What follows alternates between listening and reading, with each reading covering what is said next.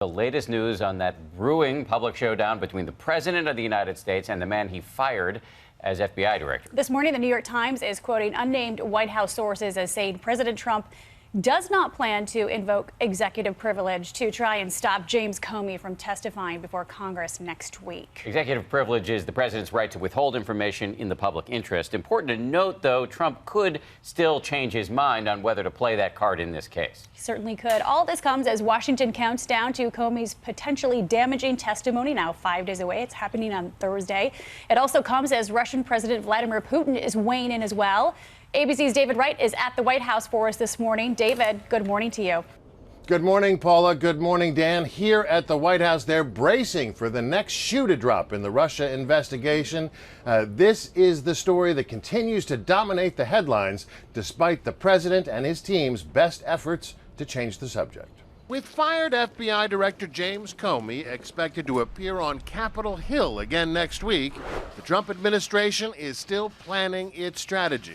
White House officials refuse to say definitively whether they'll try and block Comey's testimony by asserting executive privilege, leaving open the possibility of a late intervention.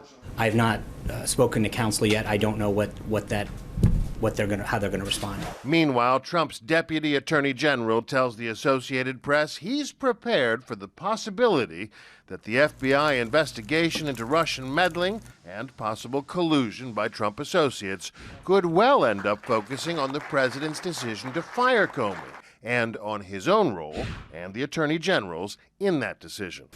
Rod Rosenstein told the AP, "If there's a need for me to recuse, I will."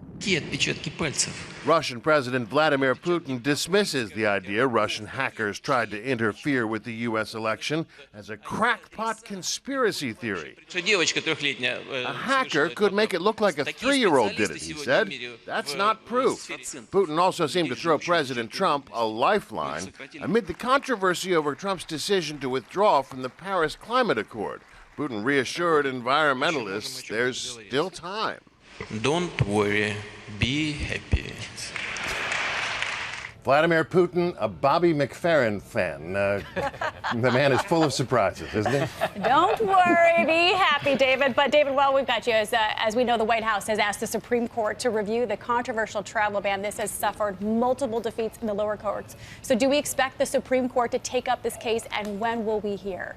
Well, it won't be before June 12th. That's the deadline that the court has set for challengers to the president's travel ban to file briefs.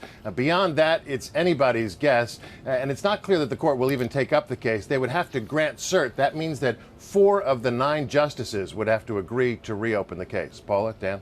David, thank you.